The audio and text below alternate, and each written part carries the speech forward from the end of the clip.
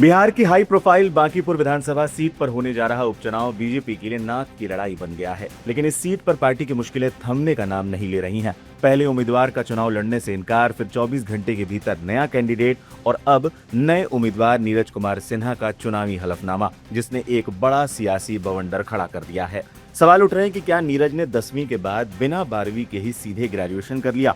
दरअसल 13 जुलाई को बीजेपी के नए उम्मीदवार नीरज कुमार ने चुनाव आयोग के सामने अपना पर्चा और हलफनामा दाखिल किया था। 32 साल के नीरज ने अपनी शैक्षणिक योग्यता की जो जानकारी दी है, उसने राजनीतिक गलियारों में खलबली मचा दी है। हलफनामे के मुताबिक 10वीं मैट्रिक साल 2012 में बिहार स्कूल एग्जामिनेशन बोर्ड से गोना से पास की। ग्रेजुएशन साल 2024 में जहानाबाद के मगध महाविद्यालय सकूराबाद से पूरा किया। विवाद क्या है? हैरानी की बात यह है कि इस हलफनामे में 12वीं की पढ़ाई का कोई जिक्र ही नहीं है। अब सवाल उठ रहा है कि साल 2012 में 10वीं करने वाला छात्र बिना 12वीं की डिग्री के सीधे 2024 में ग्रेजुएट कैसे हो गया। सोशल मीडिया पर लोग सवाल पूछ रहे हैं कि क्या ये कोई टाइपिंग मिस्टेक है या फिर कुछ और।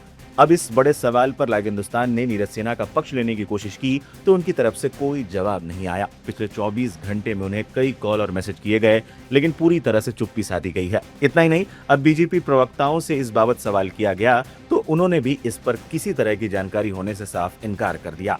बायोडाटा पर भी उठ चुके हैं सवाल। 12 साल में ली थी सदस्यता। ये पहला मौका नहीं है जब नीरज विवादों में है। टिकट मिलने के तुरंत बाद पार्टी ने जो उनका बायोडाटा जारी किया था, उस पर भी भारी बवाल हुआ था। पहला बायोडाटा, इसमें इनकी जन्मतिथि 1 जुलाई 1994 बताई गई और लिखा गया कि उन्होंने साल 2006 में बीजेपी की प्राथमिक सदस्यता ली, यानी महज 12 साल की उम्र में पार्टी ज्वाइन कर लिया। दूसरा बायोडाटा, विवाद बढ़ता देख पार्टी ने आनन फानन में नया बायोडाटा जारी किया और 2006 वाली बात हटा दी। हालांकि ये गड़बड़ी क्यों हुई, इस पर कोई स्पष्टीकरण नहीं दिया गया।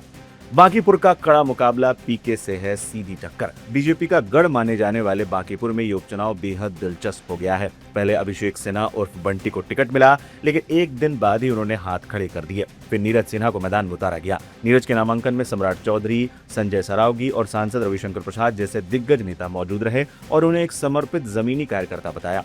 लेकिन इस बार मुकाबला आसान नहीं है। नीरज की सीधी टक्कर जनसुराज पार्टी के संस्थापक प्रशांत किशोर से है, जो इस चुनाव के जरिए अपनी चुनावी राजनीति का शंखनाद कर रहे हैं। एक तरफ प्रशांत किशोर की चुनावी एंट्री और दूसरी तरफ बीजेपी उम्मीदवार के हलफनामे और बायोडाटा पर उठते लगातार सवाल। बांकीपुर का यह रन अब केवल एक सीट का नहीं, बल्कि साख की सबसे बड़ी लड़ाई बन गया है। देखना दिलचस्प होगा कि बीजेपी इन विवादों से कैसे पार पाती है।